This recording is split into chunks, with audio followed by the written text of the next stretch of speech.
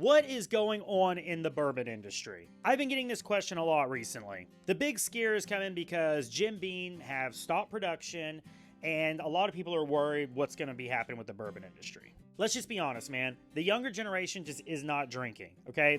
They've gone to different means like Cutwater, the THC drinks, all of that stuff. They're just not drinking bourbon or whiskey like us older folks are, like us unks are, you know what I mean?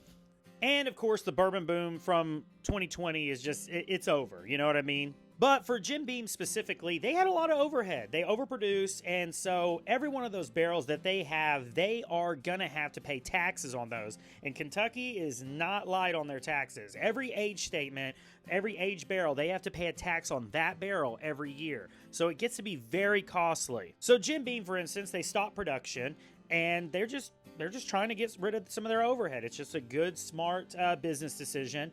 But on the other hand, too, there is rumor that they also are doing some renovations as well. But like brands like Uncle Nearest have declared bankruptcy. So there is a shift in the industry right now. But I don't think that that's something to be worried about. I think actually it's a good thing for the consumers. I think kind of like what's going on at Buffalo Trace. What they are doing is state of the art. They are making a rick house that is climate controlled. They can control the air, the pressure, the temperature, the humidity, all of it. And what they're trying to do is they are trying to mimic the environment that their best bourbons are made in. So what does that mean? That means there's going to be more Pappies hitting the market. They're producing more Pappies. They're going to be producing more B-Tacs. A lot of those are going to be hitting the market a lot more in supply. However, you know, like the elite diamond people, like, oh, you know, I don't buy diamonds that are made in a lab. Well, now we're gonna have lab-produced bourbon,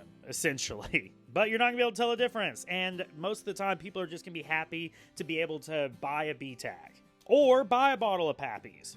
So my point being is I really think that this is going to be really a good time in bourbon for the consumer. I think you're going to be able to have access to a lot more products that you've been wanting to try that you haven't been able to have access to. And, you know, the younger generation just isn't drinking like that. So you should be able to, in the future, here in the next few years, find more of the bottles that you've been craving to try. What do you guys think? Do you guys think that y'all are positive about the future of bourbon?